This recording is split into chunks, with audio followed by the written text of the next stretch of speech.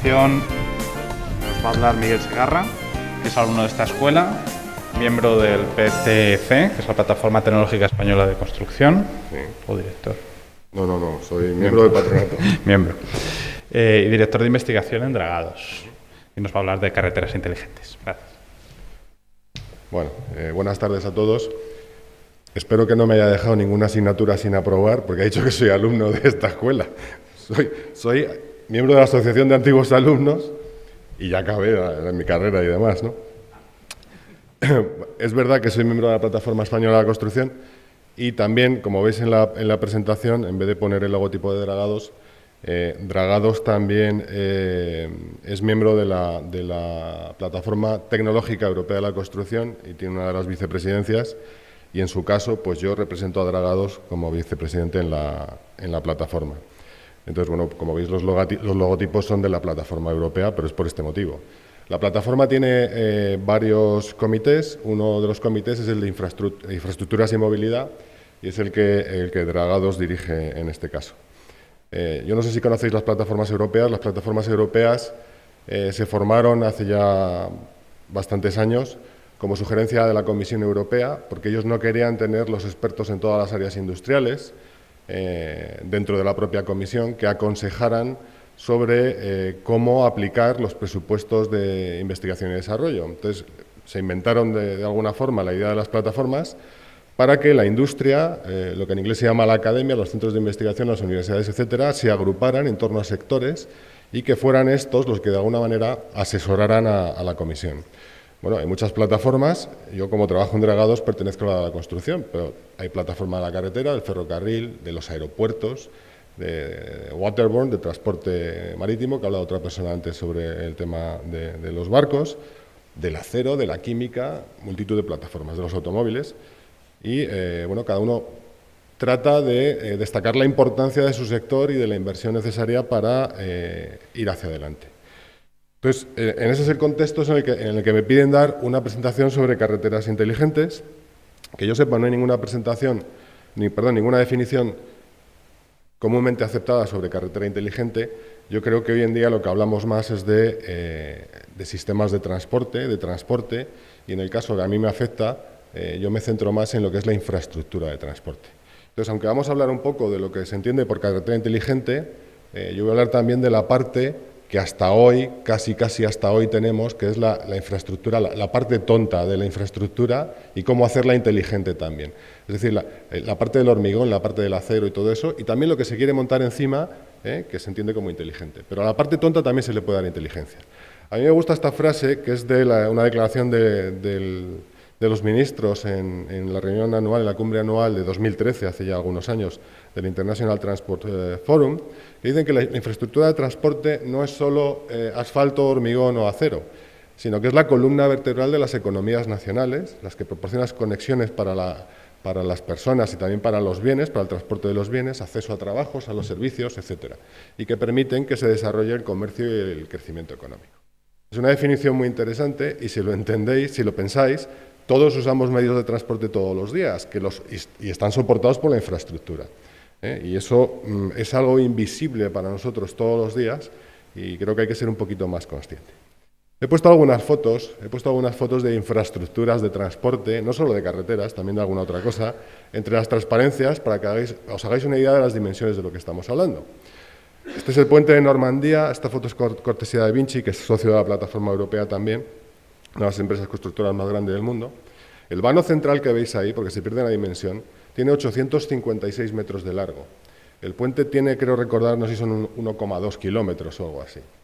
Estamos hablando de unas dimensiones brutales, brutales. Bueno, pues esto es lo que nos permite desplazarnos todos los días de un sitio a otro.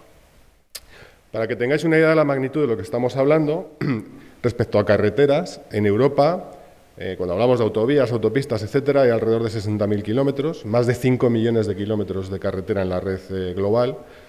En la red TEN-T para 2020 habrá sobre 95.000 kilómetros. La red TEN-T, para el que no lo sepa, es lo que pone abajo, la Trans-European Transport Network, es la red principal de carreteras, de transporte de la Unión Europea, digamos que son los ejes principales que vertebran Europa. Respecto a ferrocarriles, 212.000 kilómetros, la mitad más o menos electrificados, Bueno, pues habrá 106.000 en la red TEN-T en 2020. Y algo que tenemos algo en España, pero hay mucho más fuera de España, son los waterways, las vías fluviales fundamentalmente, que hay 42.000 kilómetros, muchísimos kilómetros de vías fluviales, en el centro de Europa. Hay una estimación, que no recuerdo ahora mismo dónde hemos sacado la cifra, pero haría falta en el periodo 2010-2030 1,5 trillones americanos, de euros o ingleses, para adaptar la infraestructura de transporte a los nuevos requisitos que se avecinan. Bien, pues esto es por dar algunas magnitudes.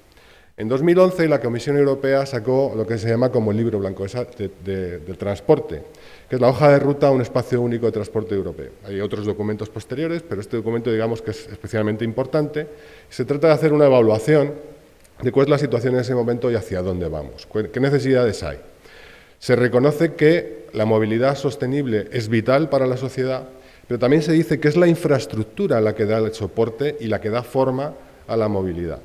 Obviamente que lo que ya hemos comentado en la primera transparencia, que provoca crecimiento económico, de trabajos, que es necesario remover las barreras y las congestiones, los embotellamientos, etcétera.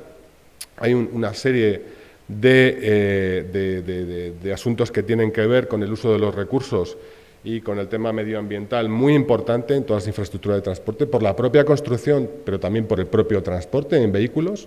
La parte de la construcción y la operación es mucho menor que la otra normalmente. Y también estamos en una Europa en la que somos muchos, unos estamos un poco más aventajados en el tema de transporte, España es puntero en este tema, y otros están más atrasados, fundamentalmente los países del este. Y Europa también trata de llevarnos a todos de alguna manera al mismo nivel. Bueno, y una serie de cosas que hay ahí, voy a acelerar un poco porque si no puedo estar hablando hasta las 8 de la tarde y me echarían. Bien, ¿cuál es la visión? La visión es dar soporte a la creciente necesidad de transporte y movilidad, pero reducir las emisiones en un 60%. Se habla fundamentalmente de transporte multimodal. Es decir, para desplazamientos más allá de 300 kilómetros, se trata de prescindir de la carretera y utilizar el ferrocarril. Con lo cual los viajes serán una sucesión de cambios de unos modos de transporte a otros. Por ejemplo, en el tema de aviación se pretende que en 4 horas se pueda ir de tu puerta de tu casa a cualquier otro sitio que tú tengas que ir en Europa. Solo pensar que te vas de aquí a Barcelona en un avión y tienes que pasar por el aeropuerto, dices, ya se me han ido las 4 horas. Bueno, pues ese es el objetivo, ¿no?, que se plantea en este documento. Y luego, obviamente, hacer que el transporte urbano sea lo suficientemente ágil y eficiente y limpio, y que Europa no pierda la capacidad que tiene porque sus infraestructuras de transporte sean deficitarias, la capacidad industrial, comercial, de ir más allá de las fronteras de Europa. Bien, estos son 2 túneles en Suiza de otra compañía que se llama Buix, que muchos conocerán. Son parte de la izquierda, el de Verden creo que son como 9 kilómetros, pero es la sección central de un túnel que me parece que tiene 36 kilómetros. El de la derecha está en Holanda y tiene también 8 o 9 kilómetros. Bueno, yo me imagino que al ver el título de la presentación todo el mundo pensaba que yo iba a hablar un poco de lo que se conoce como ITS, de Sistemas Inteligentes de Transporte, y cómo se aplica eso a la carretera. Voy a hablar algo, pero no todo. Esto fundamentalmente lo que quiere decir es que cómo utilizo sistemas de información y comunicación aplicados al sistema de transporte para hacerlo más eficiente, dotándolo de inteligencia. Esto es un poco lo que sería el objetivo de la presentación aplicado a las carreteras. Como digo, yo lo voy a aplicar también a la parte tonta de la carretera, que es el hormigón, el cemento, el asfalto y el acero. Es decir, si vamos a lo que la tecnología basada en ITS nos dice, básicamente es que todo se conecta con todo. Dentro de mi propio vehículo hay comunicación intravehicular, estoy recibiendo información del estado de la carretera, de cualquier incidente, de la ruta que debo seguir, etcétera. Pero también hay comunicación entre vehículos, es decir, cada vehículo conoce su entorno, porque tu vehículo proporciona datos sobre la velocidad, la dirección, el sentido en el que vas, y incluso la ruta podrías transmitir lo que pretendes hacer. Entre el vehículo y la infraestructura puede ser capaz de predecir que haya un embotellamiento, o incluso tu vehículo, podríamos llegar a pensar que tu vehículo puede pisar una mancha de aceite, está patinando y el sensor que lleva tu ABS, lo que sea, transmite el dato que hay una mancha de aceite, y eso la infraestructura la puede transmitir a otros vehículos o tu vehículo directamente para que eviten esa zona, ¿no? Este tipo de cosas. Muy importante lo que pone en el centro a la derecha, trip planning. Si tú tienes que hacer transporte multimodal, por ejemplo, a ti te interesa pagar un ticket en el que todos los medios de transporte estén integrados y que de alguna manera se pueda coordinar tu viaje para que tú llegues a tiempo a donde tú querías ir, cambiando de modo de transporte, ¿no? Bueno, esto sería un poco la aplicación de los ITS a la carretera, ¿no? Bien, esto es una foto del Metro de Barcelona para que veáis también las dimensiones de lo que puede suponer hacer alguna estación y los túneles para el metro. Arup es una empresa de ingeniería de las más grandes del mundo. Arup tiene un grupo, son socios de la plataforma europea también, y tiene un grupo que se llama Arup Foresight. Tiene un grupo de personas que se dedican a tratar de predecir cómo será el futuro, en este caso, en lo que serían los sistemas de transporte. No sé si será bastante difícil leer lo que pone ahí, pero ahí tienes donde están los coches negros, es un carril o una autopista dedicada únicamente a vehículos eléctricos, que tiene recarga, los vehículos se comunican entre sí. Tienes árboles bioluminiscentes, tienes carreteras, que es esa línea naranja que cruza en perpendicular a la otra, que también se ilumina de una forma bioluminiscente.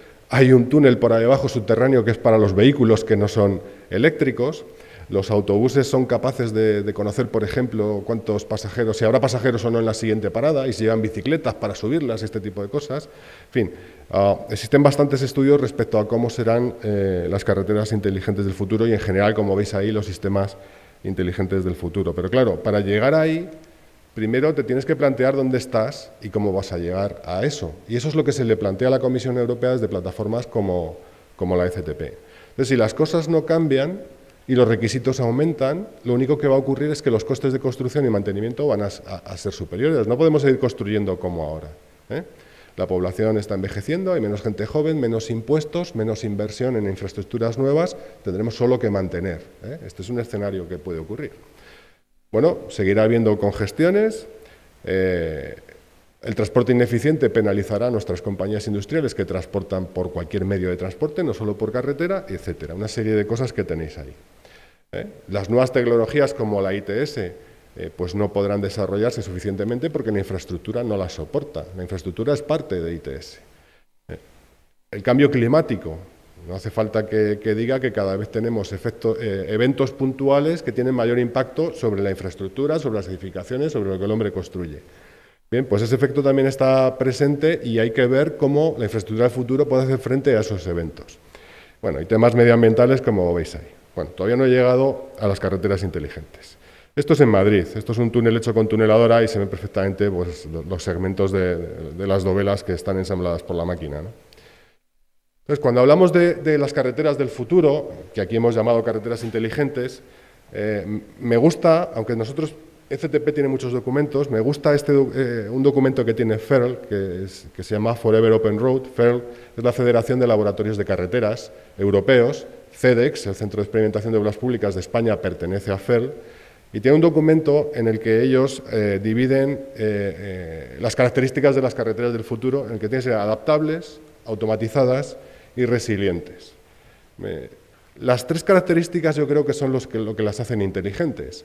Me he centrado un poco más en el tema de adaptables, aunque voy a mencionar las otras dos cosas, para que veáis esta parte que digo yo que también es interesante y que quizás sea más desconocida.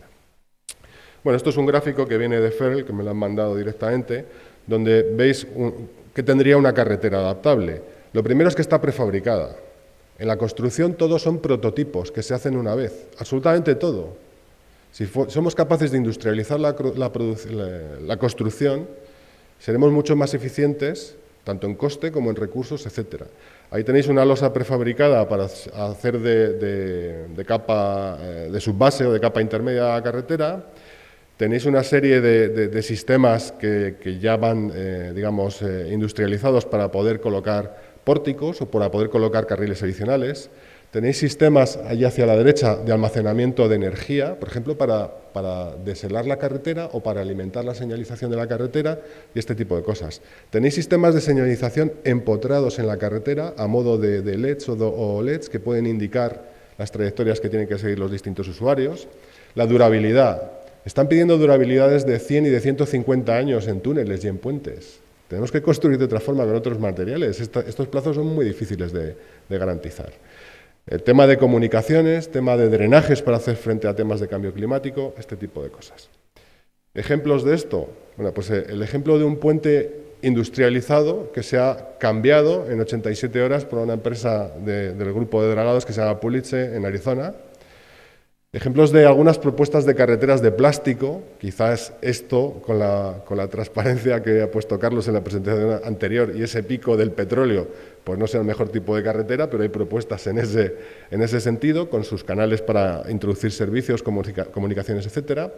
Y abajo tenéis dos curiosidades. Una máquina que es capaz de poner una manta de adoquines, eso que veis aquí rojo es una manta de adoquines que ya están preensamblados, es mucho más rápido que una persona poniendo adoquines, y el otro es una carretera en un rollo, como si fuera un rollo estos de papel de cocina, pues una carretera que desenrollas, básicamente. Me parece que es en Holanda eso. Pues son curiosidades que te dan idea de que se puede industrializar, y es una forma más inteligente de hacer las cosas.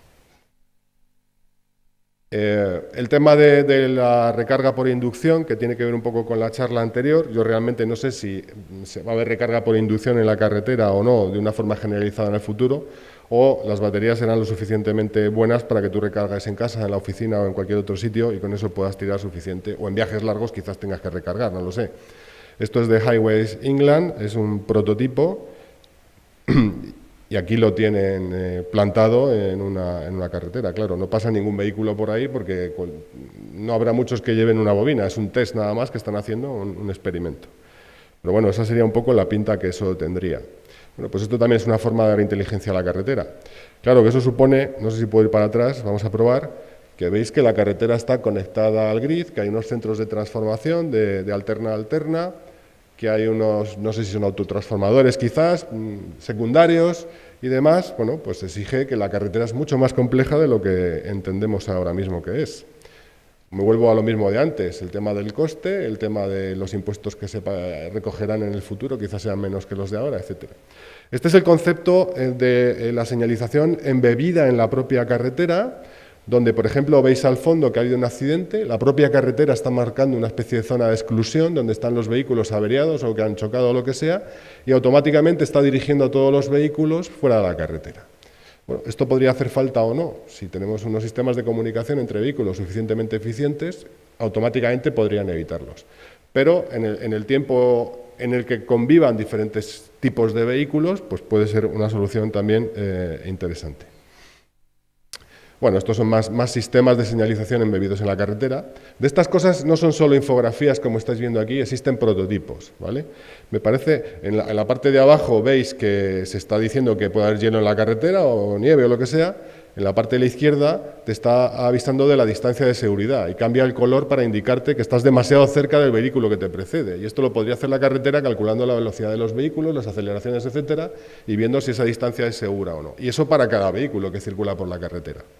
Claro, eso supone una capacidad de saber dónde está cada vehículo, qué velocidad lleva, qué dirección lleva, en tiempo real muy importante. No solo pintar una raya de colores ahí, ¿eh? Creo que todo el mundo se da cuenta de eso. Hay una empresa que se llama Solar Roadways, creo que el web es solarroadways.com, que tiene un sistema en el que podéis ver prototipos, que son una especie de hexágonos, como veis en la imagen de la derecha, que son básicamente placas solares fotovoltaicas, que esa energía se puede almacenar y las propias placas incorporan un sistema de iluminación variable en el que tú puedes, por ejemplo, pintar las líneas de la carretera, pintar frases como hay ahí o palabras para que vayas más despacio, este tipo de cosas. Esto no he traído ninguna foto real, pero existen sistemas ya en fase de prototipo. La empresa francesa Colas, que es una constructora también bastante grande, el año pasado, en una conferencia en la que estábamos juntos, el director de I+D llevó también, ellos han desarrollado también una carretera solar y tienen unas placas solares suficientemente resistentes para montarlas encima de la carretera y que pasen camiones y lo que sea, ¿no? Y recuerdo que había un periodista profesional que era el moderador de la sesión en la que estábamos y para demostrar que aquello es robusto no se dedicaba más que a tirar al suelo la placa esa y a saltar encima. Claro, eso era una pieza de prototipo que no costaba 3 euros, igual costaba 80.000 euros. Y el otro le estaba mirando allí como diciendo, todavía la rompe, ¿no? Bueno, pues ese sistema creo que ya está en una carretera y lo están probando en Francia. Las carreteras que se autorreparan, ¿eh? Bueno, no hace falta que os diga que las carreteras están llenas de baches, de fisuras, etcétera, eso lo veis todos los días. Hay varios proyectos en marcha y hay varios sistemas distintos en los que las carreteras pueden ser lo suficientemente inteligentes como para autorrepararse. Básicamente, la técnica más extendida consiste en embeber microcápsulas en el material con el que construyes la carretera. Cuando se produce la fisura, esas microcápsulas se rompen y dentro tienen un material que puede ser un polímero que bien por la acción del agua cuando entra en la grieta o por la acción del sol, pues sufre una reacción, rellena la grieta y se endurece. Hay otras técnicas que lo que tienen son bacterias dentro de las microcápsulas, nanocápsulas, que son capaces de, cuando se abren, reaccionar con el entorno y sellar las grietas. Y el último sistema consiste en introducir en el asfalto fibras de acero o de otros materiales ferromagnéticos y cuando tienes fisuras pasar un vehículo por encima que a través de inducción genera corrientes en esas fibras, calienta el material, lo reblandece lo suficientemente para que fluya y rellene las fisuras, ¿eh? Es otra forma de autorreparar carreteras. Esto, pues bueno, en el futuro es posible que lo veamos también. Sistemas de recolección de energía hay muchos. Esto es una empresa israelí, he traído un sistema que utiliza el efecto piezoeléctrico. Al pasar el vehículo, bueno, pues se genera una corriente que se puede almacenar de alguna forma. La forma más simple, pensad cuántos kilómetros, qué área de superficie negra tenemos en las carreteras del país y la temperatura que eso coge en verano. Bueno, pues hay sistemas que simplemente tú pasas unos tubos como si fuera un suelo radiante de tu casa, pero lo que hace es recoger el calor del sol que le está dando a la carretera todo el día y eso va al fluido que circula por las tuberías y se recoge y lo guardas en forma de energía térmica. Bueno, pues también existen sistemas de ese estilo, incluso sistemas en el que tienes unos, no son unas turbinas, no me sale la palabra ahora, lo diré, una especie de turbinas. Al pasar el vehículo por un arco, por un pórtico en el que están estas turbinas, tu vehículo genera un flujo porque estás comprimiendo el aire que está por delante y el de atrás rellena el vacío que dejas, eso genera una pequeña corriente y se pueden utilizar las turbinas para generar energía. No son turbinas, no me sale la palabra ahora mismo. Bueno, eso sería la carretera adaptable. La carretera automatizada, pues fundamentalmente tiene que ver con las comunicaciones, lo que hemos dicho, comunicaciones entre los vehículos, comunicaciones dentro del vehículo, comunicaciones con el vehículo y la infraestructura, comunicaciones con la nube, por decir, es un poco también lo que nos estaban contando en la presentación de EMT. Y realmente esta es la parte que estaría un poco por encima de la estructura, de la infraestructura, pero también sensorizando la infraestructura para obtener datos de su estado. Uno de los costes grandes que tenemos en la infraestructura es el mantenimiento. Normalmente se hace un mantenimiento preventivo que básicamente se basa en el tiempo transcurrido entre mantenimientos. Si yo puedo averiguar a través de sensores cuál es el estado de la carretera, puedo alargar esos periodos de mantenimiento o hacer acciones más puntuales con el coste que uno se puede ahorrar, con no cortar carriles en las carreteras, interrumpir el libre flujo de vehículos, este tipo de situaciones. Esto tiene problemas. Pensad que una mezcla asfáltica caliente, las hay frías y templadas, pero lo normal es que se viertan 160, 170, 140 grados. Nosotros hemos hecho experimentos y de cada 10 sensores que metes ahí, cuando los extiendes, pues a lo mejor sobreviven 2. Por las temperaturas, nada más, ¿eh? Entonces, bueno, no es tan sencillo como voy a poner sensores Hay que ponerlos de una forma industrializada, porque hay que poner miles de sensores, ¿eh? Bueno, este tipo de cosas. Esto yo creo que es lo que teníais todos en la cabeza de la carretera inteligente. En este caso, todos los vehículos se comunican con todo y la infraestructura se comunica con todo. El vehículo que tiene el 1 está transmitiendo su velocidad, su dirección, puede transmitir su aceleración. Los demás vehículos saben dónde está y él sabe dónde están los demás vehículos.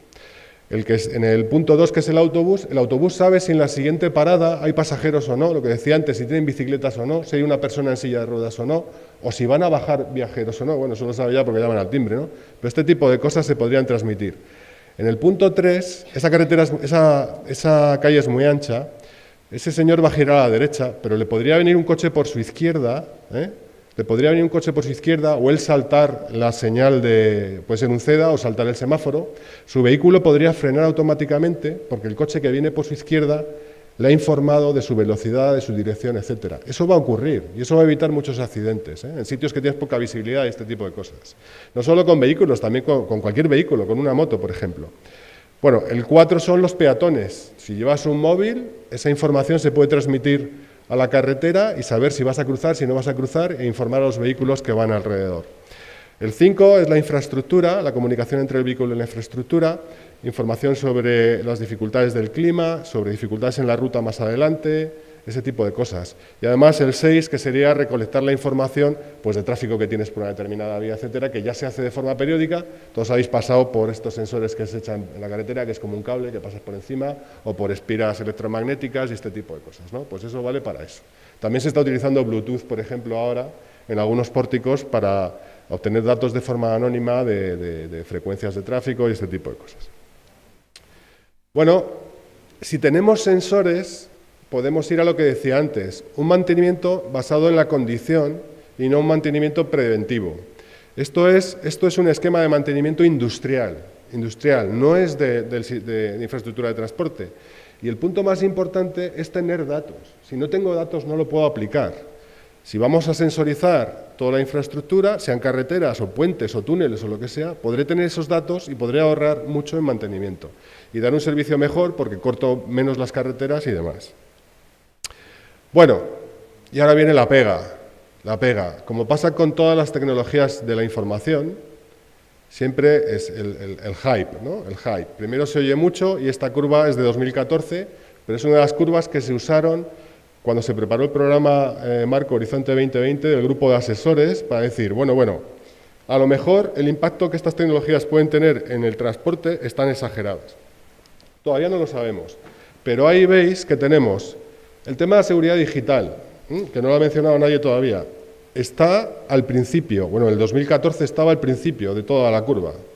El tema de los vehículos autónomos estaba casi al final, estaba llegando al pico de las expectativas infladas, ¿vale? Luego caerá. El tema de Big Data ya estaba en el paso ese, en el camino de la desilusión, por decirlo de alguna manera. Y bueno, ya nos iremos acercando a la colina ¿no? o a la cuesta de ver la luz y decir, bueno, ahora ya entendemos para qué vale esto y qué es lo que podemos hacer con ello, ¿no? Bueno, pues esta es la realidad.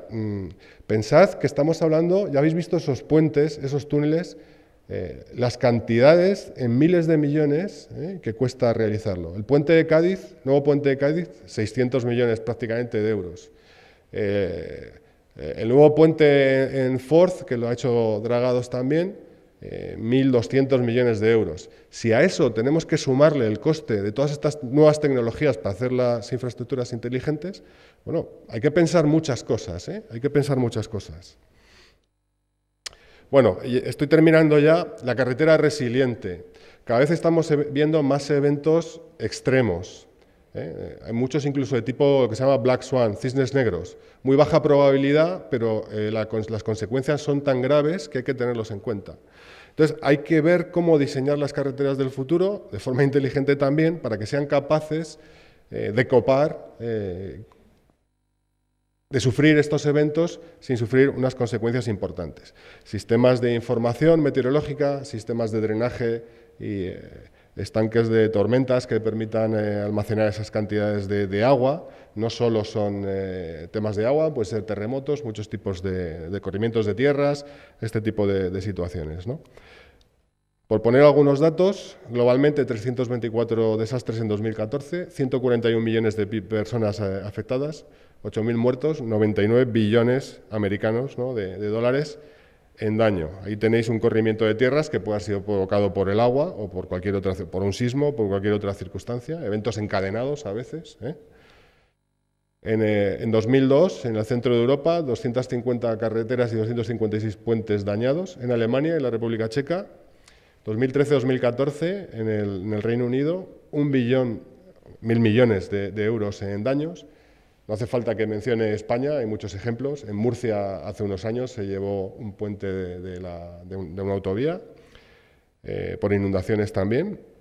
Como digo, es necesario evaluar cuál es la resiliencia de las infraestructuras de transporte. Para eso hacen falta datos. Y para eso hace falta carreteras inteligentes, sensorizadas, infraestructuras inteligentes que sean capaces de comunicar el estado. Una cosa es cuando tú construyes un componente de la infraestructura, un puente, ahí tiene una resistencia, el tiempo va pasando, esa resistencia, ese estado de la infraestructura va disminuyendo y su capacidad disminuye.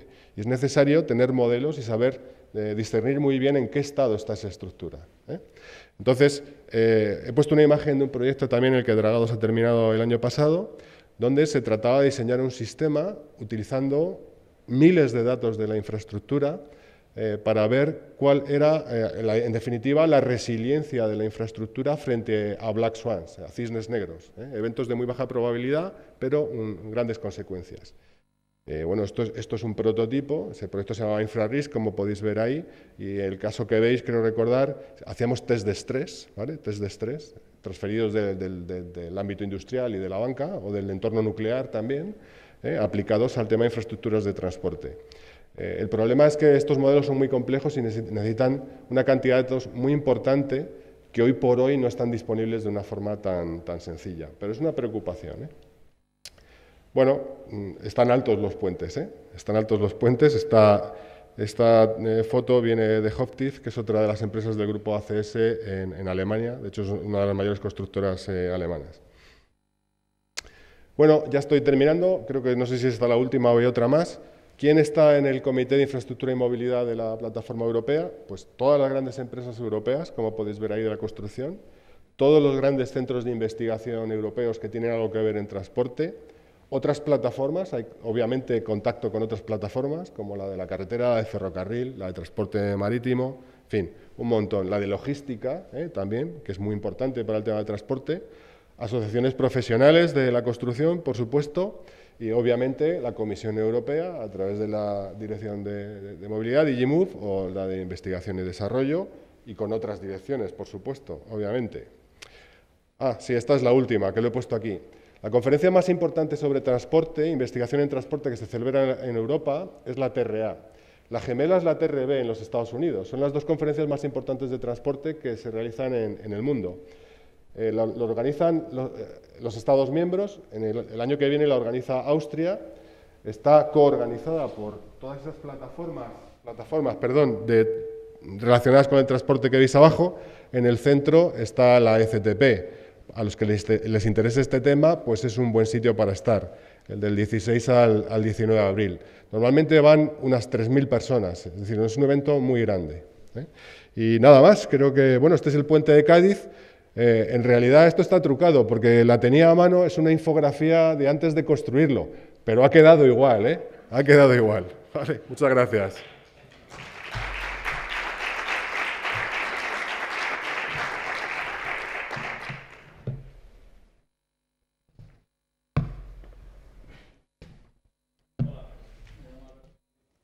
Quería hacer una pregunta referente a... he visto que en las vías hay muchas cosas de luces, indicadores, como enfocados a la persona que conduce el coche y no está demasiado enfocado a eso lo que se está preparando y poco enfocado a los propios coches autónomos. Es que sí, eso me parece que lo he comentado y si no se me ha pasado. Claro, si todos los coches fueran autónomos, realmente no te hace falta ninguna señal, que la carretera te diga nada. Es que no harían falta ni señales, ¿no? Casi. Lo que pasa es que habrá un periodo de transición que no sabemos cuánto va a durar, en el que tendrán que convivir también vehículos autónomos con no autónomos, etcétera. Incluso también tú podrías a lo mejor decidir conducir tu vehículo autónomo por ti mismo, eso a lo mejor también podría pasar, ¿no? Entonces, bueno, son ideas, existen prototipos, existe incluso en Holanda, creo, de un sistema parecido a ese que yo he puesto en estas transparencias de carreteras con ese tipo de marcas luminosas, existen algunos prototipos.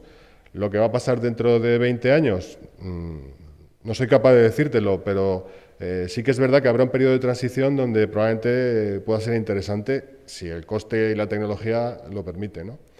Si todos los vehículos fueran 100% autónomos, en mi opinión, no haría falta. ¿Se podrían usar otro tipo de de señalizaciones dirigidas al coche robótico, digamos, ¿no?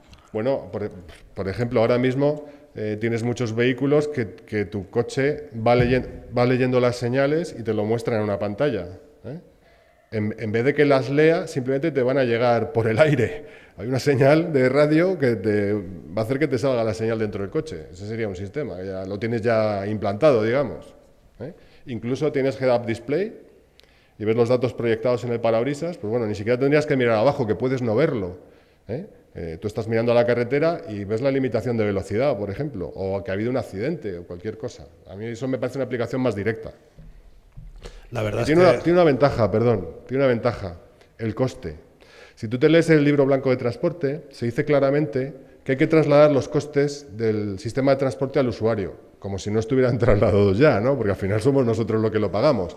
Pero la idea del usuario paga, eso lo vamos a ver más y más en el futuro. Si tú vas por la carretera, yo voy más por la carretera que este señor de aquí, pues seguramente yo pagaré más por la carretera que Carlos, me parece que era, ¿verdad?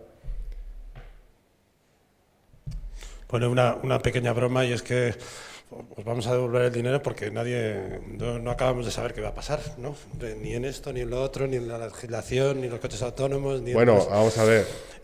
Hay una incertidumbre tal en todo lo que se plantea que es... No, bueno, que los vehículos eléctricos van a venir, los vehículos autónomos van a venir. Sí. Ese sistema de señalización, no sé si realmente lo vamos a ver en las carreteras, son preguntas distintas, ¿eh? No, es una broma. Y alcances distintos. Simplemente mostrar el estado del arte, que realmente es... Efectivamente. Buenas tardes, soy Francisco Ortiz. Solamente por corroborar lo que usted está diciendo, esta semana, una noticia la leí, fue el lunes del martes, en Málaga, se ha inaugurado como prototipo un paso de peatones que han denominado inteligente, en el cual, digamos, pues se ilumina a la pisada, a la entrada al paso de peatones, para informar, digamos, al vehículo, digamos, pues sí, indicarle. Y también lo ha dicho usted, a la magnitud de los puentes y ese tipo de infraestructuras, pero el paso de peatones ha costado 12.000 euros. Sí, sí, sí. Entonces, bueno, sí, si al final el vehículo va encaminado un poco a una conducción autónoma, quizá esa información que ahora mismo está dando el paso de peatones está dirigida propiamente al conductor, ¿no? Entonces, estamos en un momento de transitoriedad que, bueno, hay multitud todavía de caminos que se pueden dirigir. Y otra cuestión que le quería comentar también, al hilo de lo que ha estado usted diciendo de los sensores, existen varios proyectos de investigación, todavía están en embrión, de incorporar también nanoestructuras a lo que es a los propios componentes, ¿no? De sobre todo puentes, edificios, sí, y demás, donde pueden monitorizar de una forma en principio más económica que con un propio sensor, porque al final lo que mide es una tensión eléctrica y esa variación te va a indicar. Sí. En principio se sabe que se ha producido un daño, todavía está, como he dicho, muy embrionario para saber la magnitud de ese daño, pero el camino va por ahí. De hecho, por completar un poco lo que está diciendo, claro, yo no he podido poner todo lo que existe, pero por ejemplo, yo he dicho que hay que construir de otra forma. Bueno, pues existen ya algunas implementaciones que están en las carreteras, cerca de aquí hay uno.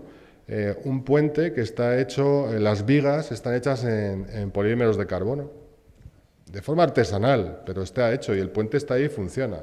Entonces, bueno, yo creo que hay que explorar otros materiales. Nosotros, le comentaba a Ricardo Sánchez tomando un café antes, que estamos en un puente sobre el Jarama reparando a fatiga un puente de acero, hoy dentro de un proyecto de investigación, con polímeros de carbono, queremos ver cómo se comportan y dentro del polímero hemos sido capaces de embeber sensores. Y esta misma noche se hacen unas pruebas de carga y demás. Entonces, materiales es un campo completamente abierto, sensores, estoy de acuerdo.